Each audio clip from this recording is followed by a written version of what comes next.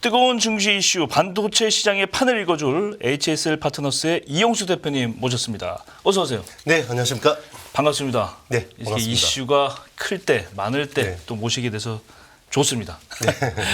진격의 엔비디아 얘기 먼저 하겠는데요. 이게 시총을 보니까 들어오기 전에 시가총액 확인해 봤더니 5위인 아마존을 결국 종가로 추월을 했습니다. 이미. 그죠? 다음 주에 공개될 전분기 실적도 굉장히 기대가 높다고 하던데요. 예. 네, 맞습니다. 일단 시가총액 변화는 사실 그 시장 트렌드를 어떻게 보면 관통하는 큰 흐름이기 때문에 그렇죠. 굉장히 의미가 있다고 볼 수 있고요. 최근에 그 국내 시총 2위 자리가 바뀌었죠. 네. LG 에너지 솔루션에서 네. SK 하이닉스로 바뀌었고요. 그리고 얼마 전에 또 그 애플을 제치고 무려 애플이 거의 10년 이상의 1위를 네, 했죠. 1위 기업이었는데 네. 마이크로소프트가 애플을 제치고 네. 세계 시총 1등이 됐고요. 이번에는 엔비디아가 네, 세계 시총 5위 기업 아마존을 제치고 이제 1등이 됐는데 네, 그만큼 지금 AI라는 트렌드 자체가 그래요. 이제 거의 혁명이라고 부를 만큼 큰 변화를 일으키고 있다고 볼 수 있습니다. 그렇죠. 엔비디아 주가 1년 동안 많이 올랐어요. 한 45% 이상 올해만 급등을 네, 했죠. 그죠. 시총 2조 달러 클럽에도 가입할 걸로 보이는데 반도체 업종이 이렇게 뭐 작년부터 계속 뭐 랠리인데 설 전에도 한국과 미국 반도체 업체들의 주가가 폭발을 했었어요. 그죠? 이제 네, 이 맞습니다. 흐름이 또 구체적으로 보면 HBM 쪽으로도 넘어올 가능성도 있다. 이렇게 보시는데 어떻게 보십니까? 네, 당연히 그렇게 될 수밖에 없고요. 지금 이제 AI라는 그 모델 자체가 지금은 중요한 그 원칙 하나가 있는데요. 네. 스케일링 로우라고 해서 네. 컴퓨팅 파워를 좋게 해주고 계속해서 빅데이터만 잘 밀어 넣어주면 네. 성능이 계속 좋아져요. AI 성능이. 그러니까 글로벌 빅테크 업체들이 계속해서 컴퓨팅 파워를 키우는 쪽으로 갈 수밖에 없고 그건 결국 엔비디아 칩을 최대한 많이 장착을 해놓으면 성능이 계속 좋아지거든요. 컴퓨팅 파워의 핵심이군요. 그게. 맞습니다. 그렇기 때문에 엔비디아가 계속해서 좋아질 수밖에 없고요. 예. 최근에도 보면 주가 흐름들이 대부분 이제 HBM 쪽으로 쏠리고 있는데요. 예. 결국 HBM은 엔비디아 발수혜거든요. 그렇기 때문에 이제 주문형 메모리 쪽에 대한 기대감, 성장성 이런 쪽으로 계속해서 집중이 될 수밖에 없는 상황입니다. 그렇군요. 엔비디아도 그렇고 뭐 AI도 이제 거대한 이제 흐름인데 오픈 AI의 CEO인 샘 올트먼이 7조 달러 유치 계획을 밝혔는데 이 7조 달러를 우리나라 돈으로 계산해 봤더니 9,300조 원이에요. 네네. 이 돈 갖고 뭘 하겠다는 겁니까? 그러니까 이제 지금 어떤 이 AI라는 그 혁명 자체는요. 예. 글로벌 빅테크 중에서 빅브라더를 가리는 경쟁이거든요. 빅브라더를. 예, 우리 조지 오웰의 1984를 보면 네. 세상을 지배하는 예. 대상이 빅브라더잖아요. 그렇죠. 결국 AI가 세상을 지배할 거거든요. 그러면 그거를 지배하는 회사가 누가 될 거냐. 이걸 가리기 위한 경쟁이에요. 그렇기 때문에 기업들이 정말 더 처절하게 경쟁을 할 수밖에 없는 거고요. 예. 여기서 낙오되면 정말 이제 앞으로 이 AI 사이클에서는 엄청나게 마이너가 될 수밖에 없는 밀려나는 거죠. 맞습니다. 그렇기 때문에 더 지금은 집중해서 이쪽으로 투자할 수밖에 없는 거고요. 예. 올해 들어서 미국에서만 그 테크 기업들이 해고한 그 노동자 수가 특히나 이제 고급 엔지니어 네. 자리 수가 34,000명입니다. 아니 개발을 해야 되는데 왜 해고를 합니까? 왜냐하면 AI 쪽에 필요 없는 부분들을 해고하고요. 집중을 하겠다. 그 돈을 맞습니다. 가지고? 그 돈을 가지고 생산형 AI나 관련 인력들 쪽에 투자하고 있습니다. 예. 샘 올트먼이 그럼 이 돈은 어디서 끌어온답니까? 일단 뭐 돈을 끌어오는 데는 큰 문제가 없고요. 네. 샘 올트먼도 그랬어요. 이걸 펀딩하는 게 제일 쉬운 거다. 그다음에 돈 될 사람 네, 많다. 맞습니다. 돈 될 사람 많다라는 거고요. 결국 이거는 결국 빅브라더가 되기 위해서는 지금처럼 슈퍼 어플리케이션을 하는 것도 중요한 거고요. 네. 예전에는 킬러 어플리케이션이라고 했잖아요. 네. 근데 AI라는 특징이요. 모든 어플리케이션을 하나로 모을 수가 있어요. 그래서 슈퍼 어플리케이션이라고 할 수 있고요. 자, 이거를 위해서는 결국 데이터 주도권. 지금 뭐 컴퓨팅 파워는 돈이 있으면 어쨌든 엔비디아 칩을 갖다 놓고 할 수 있는 건데. 그렇죠. 결국 이게 점점 장기 경쟁으로 갈수록 누가 데이터에 대한 주도권을 가지고 있느냐가 되게 중요하거든요. 그러면 결국 하드 하드웨어를 할 수밖에 없다라고 생각을 하는 것 같고요. 그걸 위해서 결국은 하드웨어를 뭐 세트 제품 직접 할 수는 없으니까 네네. 결국 반도체 쪽에서는 헤게모니를 지겠다라는 것 같습니다. 엔비디아의 GPU를 계속 쓰면 되는 거잖아요. 근데 이 뭐 오픈 AI가 이것까지 손을 대겠다는 거예요? 그런 의미입니까? 네, 맞습니다. 뭐 일단 서버 쪽에서는 지금 엔비디아 칩을 쓰는데 네. 이게 수급이 굉장히 타이트해집니다. 예. 그러니까 쇼티지죠. 얼마 굉장히 오래 기다려야 된다고. 맞습니다. 네. 지금 H100이 주력 칩인데요. 예. 이걸 주문을 하면 40주, 52주 기다려야 됩니다. 1년 기다려. 맞습니다. 그래서 그만큼 지금 원하는 기업들은 많은데 공급이 너무 원활하지 않은 상황이고요. 예. 그리고 이제 이게 전성비가 좀 떨어집니다. 왜냐하면 엔비디아의 GPU라는 칩은 예. 범용이에요. 아. 네, 범용 칩이기 때문에 아무래도 전력 대비 성능이 좀 이제 그러니까 AI만 네. 특화해서 나온 건 아니다. 이 얘기죠. AI에 특화해서 나온 거긴 한데요. 네. 이게 범용이라는 뜻을 특정 업체에 맞게 커스터마이징 된 게 아니라 예. 네, 어떤 이제 그 업체에도 쓸 수 있게 했는데 아무래도 뭐 이 최적화라는 부분에서 굉장히 어떻게 에너지나 성능 효율을 추구할 수 있는데 그런 부분들이 좀 취약하다고 볼 수 있습니다. 아, 근데 엔비디아도 이제 그걸 눈치를 채고 오픈 AI도 이제 그런 이 조짐을 보이고 있는 거지만 엔비디아도 AI 반도체 전문 반도체 공략에 나선다. 네네 맞습니다. 그동안은 또 범용으로는 만들었는데 더 구체화시켜서 특화시킨다는 얘기인가요, 이게? 그러니까 이게 저는 그 엔비디아에 대한 멀티플이 리레이팅이 되는 중요한 포인트라고 보는데요. 예. 이게 쉽지 않아요. 지금 AI 반도체 특히나 범용 AI 반도체에서 거의 90에서 95%를 엔비디아가 장악하고 있거든요. 그렇죠.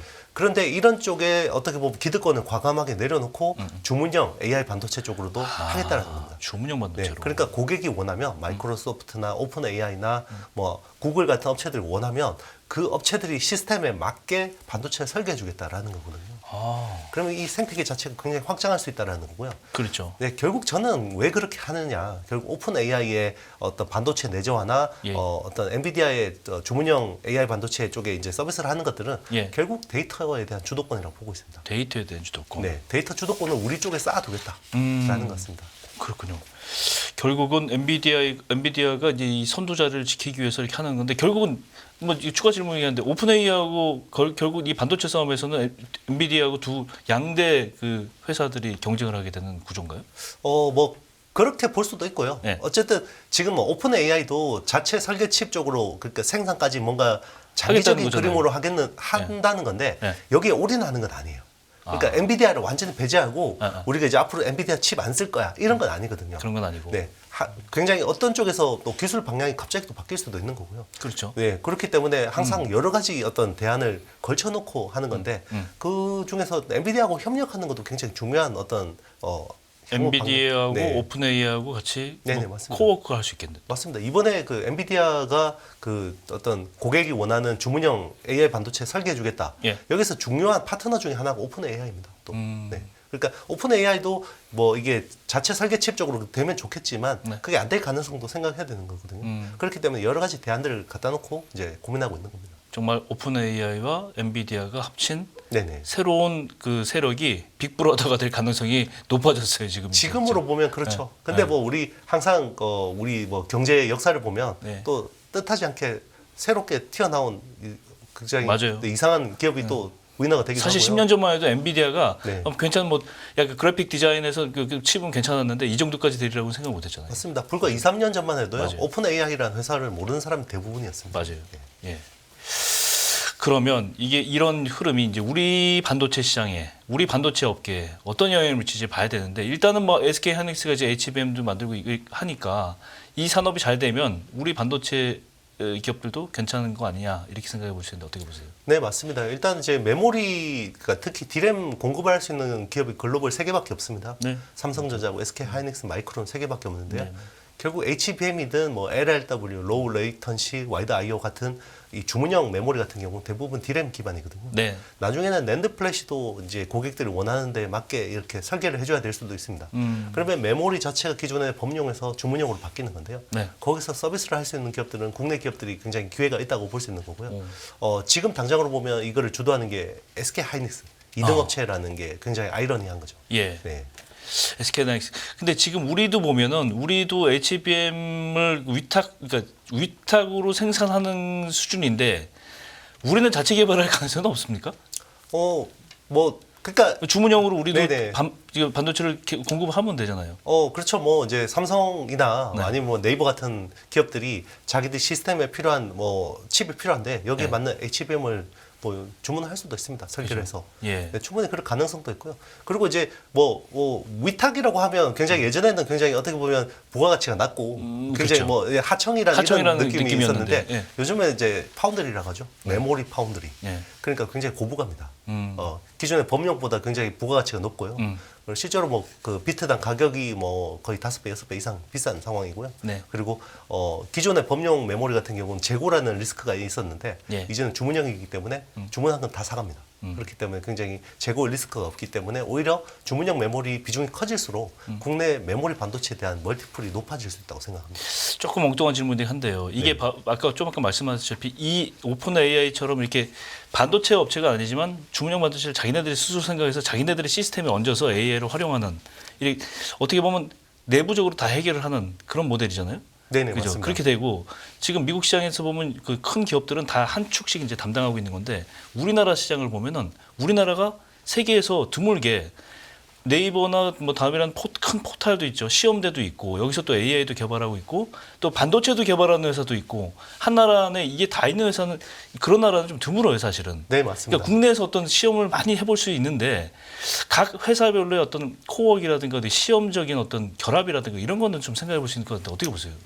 최근에 이제 네이버하고 삼성전자의 어떤 협력들이 굉장히 좀 뚜렷하게 확인이 되고 있고요. 예.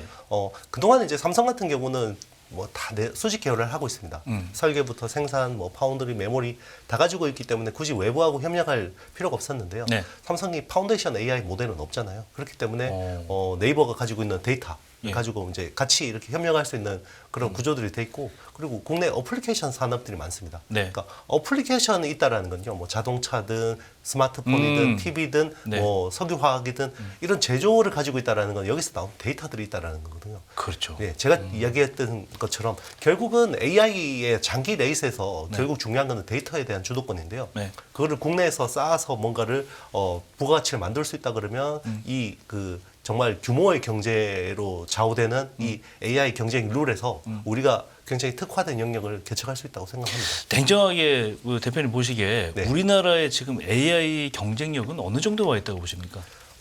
세계 뭐 한 5위권 이내라고 볼 수 있고요. 그래요? 실제로 뭐 소프트웨어나 하드웨어 다 포함해서 예. 그 정도인데 왜냐하면 전 세계에서 미국 빅테크 플랫폼을 안 쓰는 나라가 드물어요.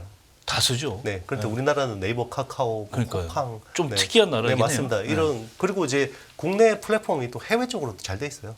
뭐 일본에서도 1등이고요. 네이버 라인 같은 라인 경우 같은 경우. 맞습니다. 그리고 동남에서도 1등이고요. 카카오도 많이 네, 쓰고. 맞습니다. 남미 쪽에서도 2등이고 예. 이렇기 때문에 여기서 비영업권에 대한 빅데이터를 나름 많이 가지고 있거든요.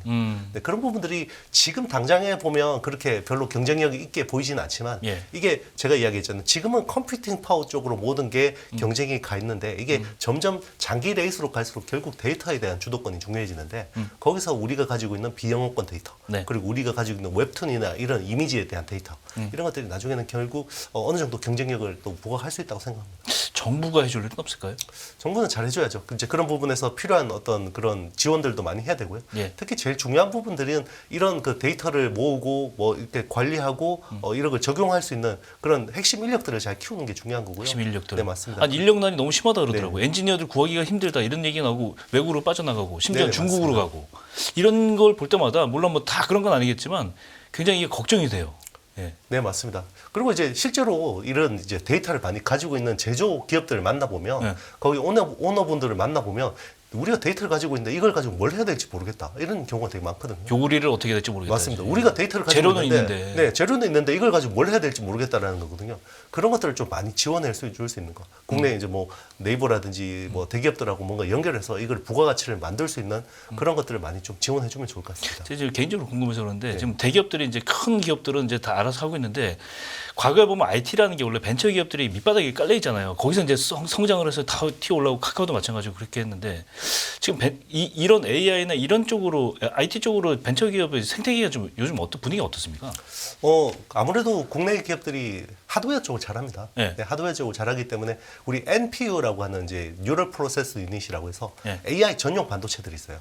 이런 쪽이 이제 국내 비상장 업체 중에 이제 탑3가 있는데 네. 뭐 리벨리온, 퓨리오사, 사피온 같은 회사들은 굉장히 세계적으로도 경쟁력이 있다고 볼 수 있고요.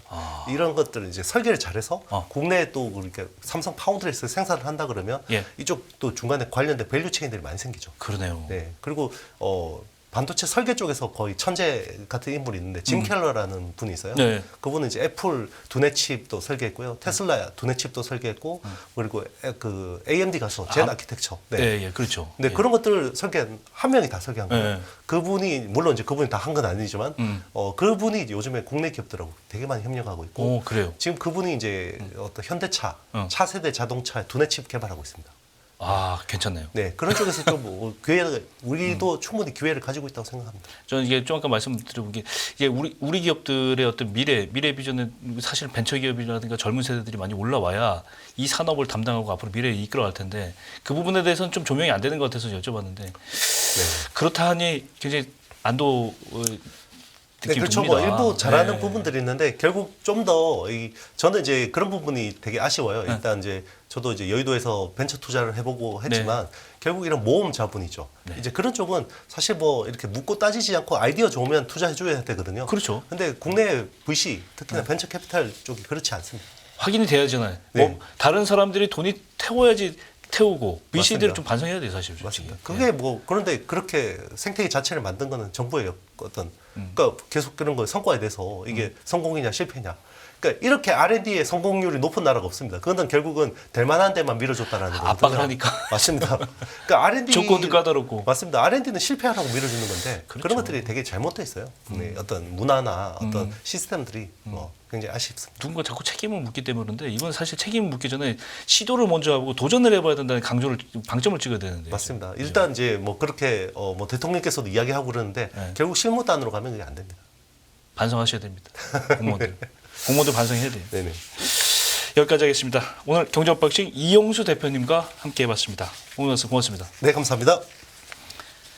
예, 깊이가 다른 경제 뉴스 연합뉴스 경제TV 경제언박싱 오늘 여기서 마무리하겠습니다. 저는 내일 다시 오겠습니다.